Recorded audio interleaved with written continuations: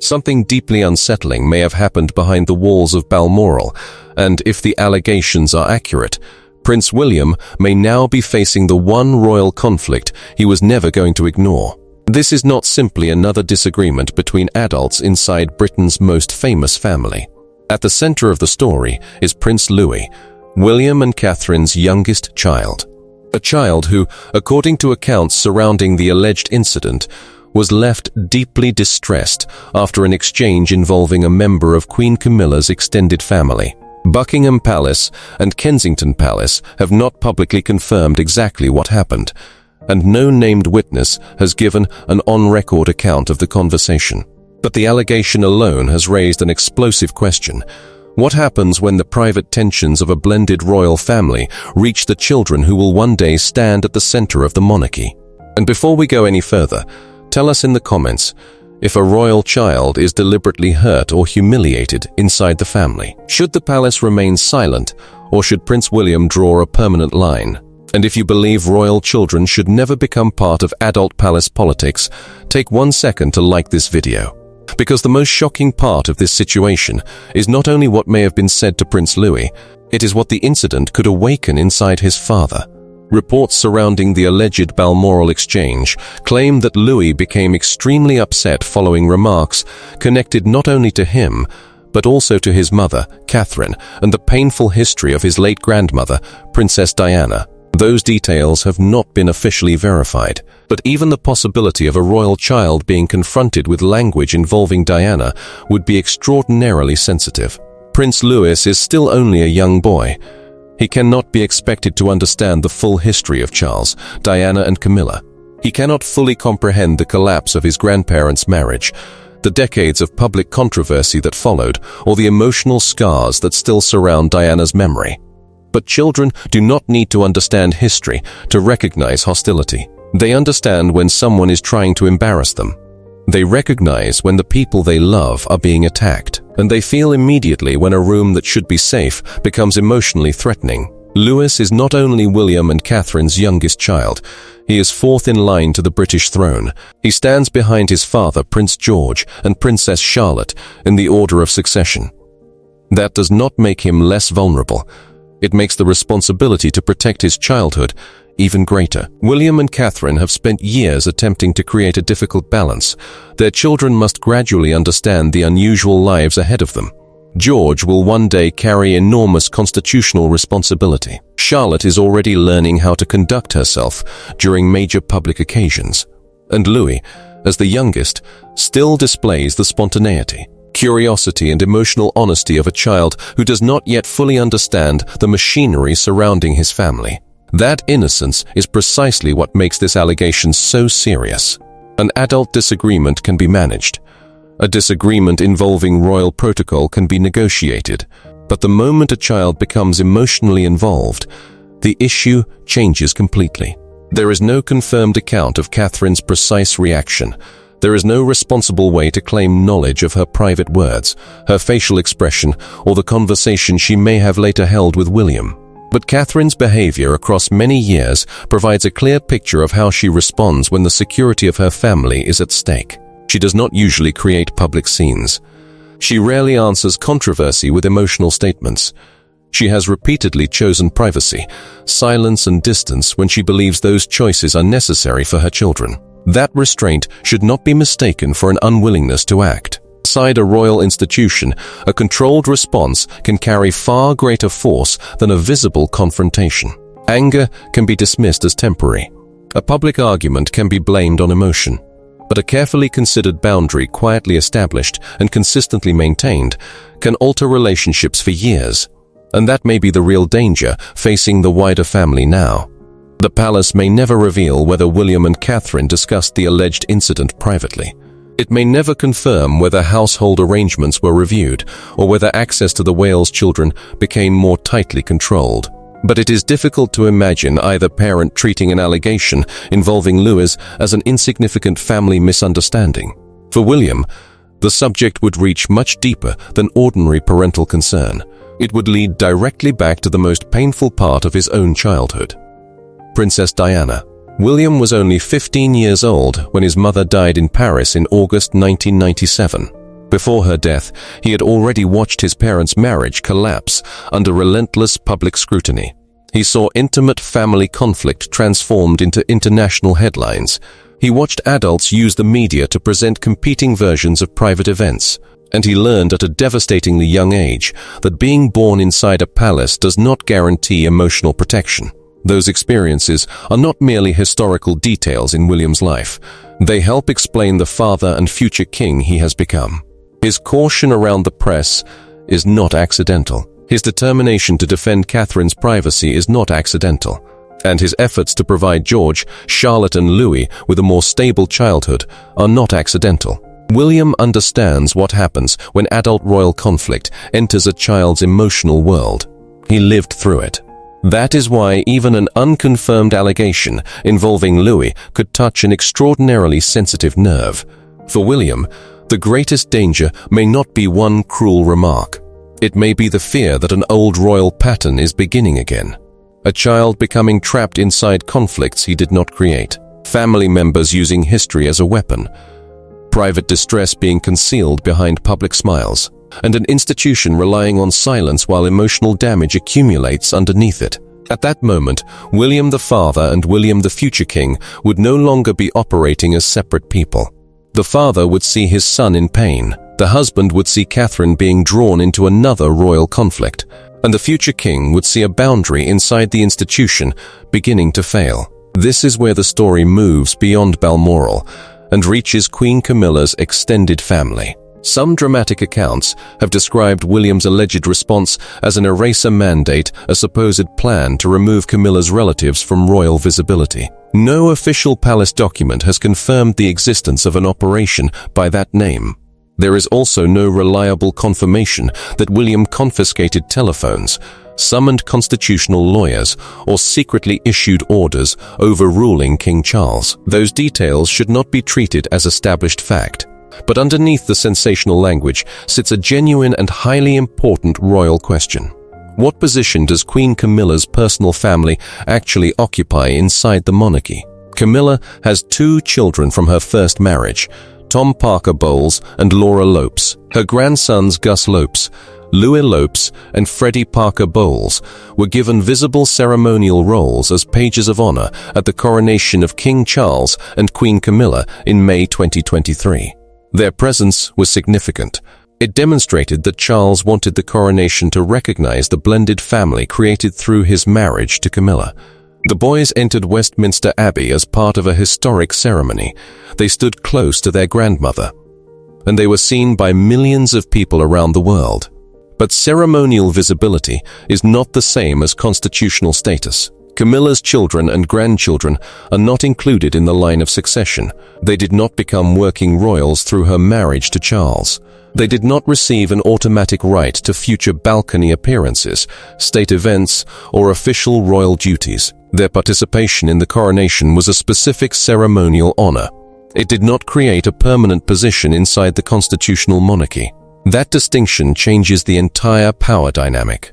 William would not need to remove Camilla's relatives from the direct royal line. They were never part of it. The future of the crown already runs through William, then George, then Charlotte, then Louis. But something else could still change.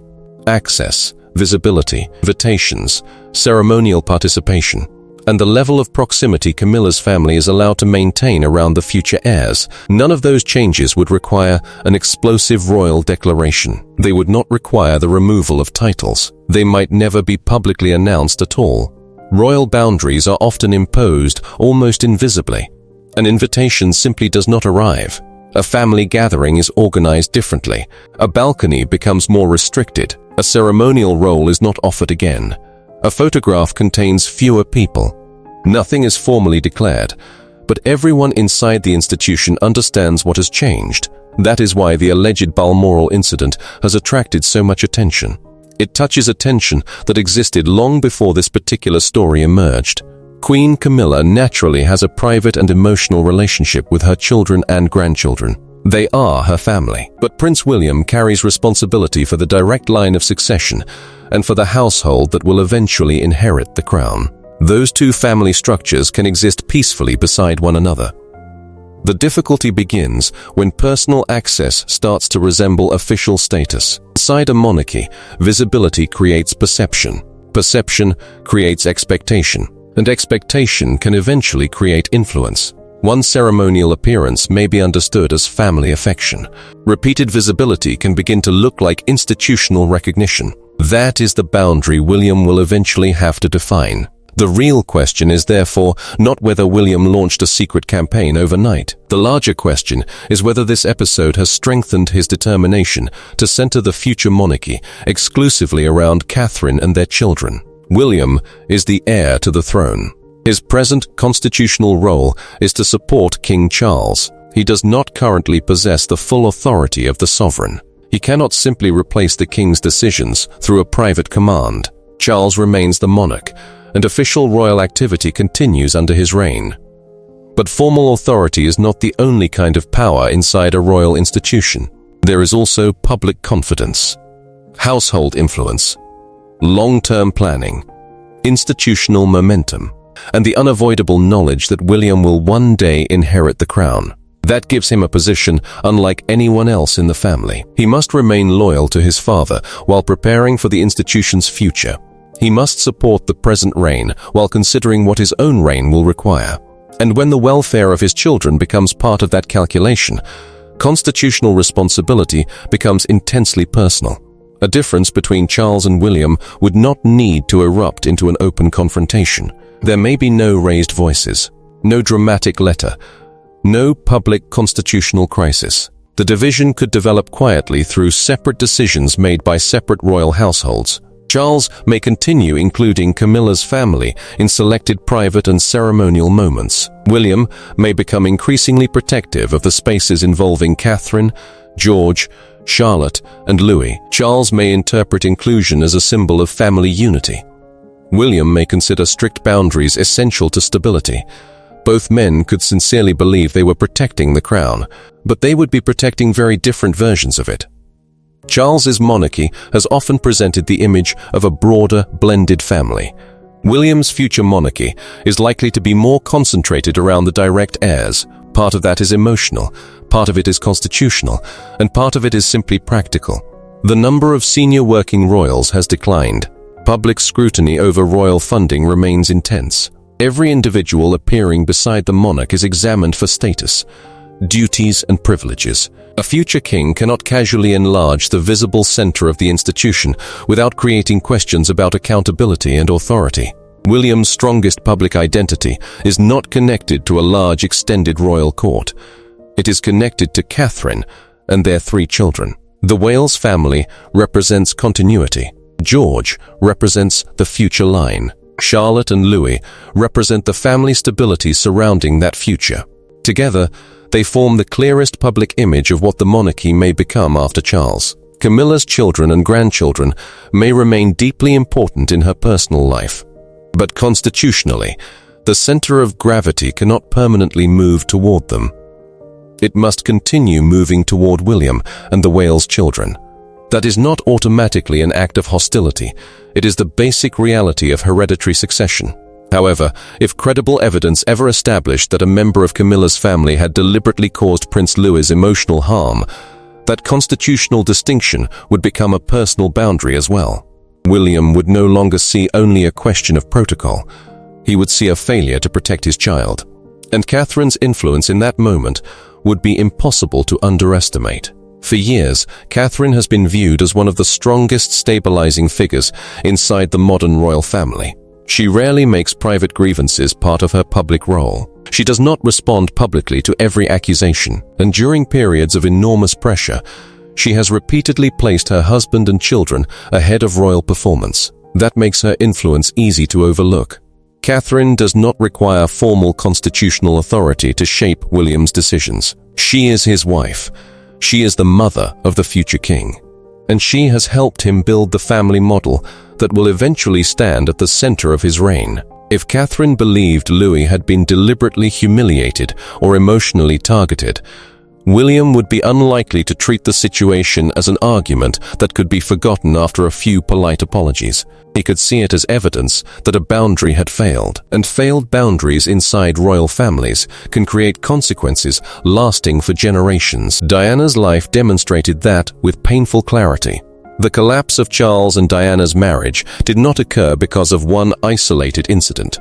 It developed through accumulated tensions, incompatible expectations, private betrayals, institutional pressure, and an environment unable to contain the emotional damage. That history makes it unlikely that he would accept the appearance of family unity as justification for exposing his own children to unhealthy dynamics. For William, unity may only have value when it is safe. Tradition may only deserve protection when it protects the people expected to carry it forward. And silence may only be useful when it prevents harm, not when it hides it. This may be the real transformation taking place around the Prince of Wales. For years, the public has seen William as an approachable and modern royal figure, an environmental campaigner, a mental health advocate, a football supporter, a father attending school events and public occasions with his children.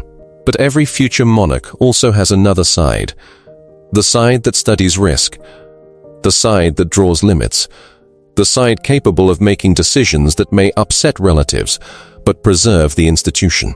William's public warmth and private firmness do not have to be contradictions.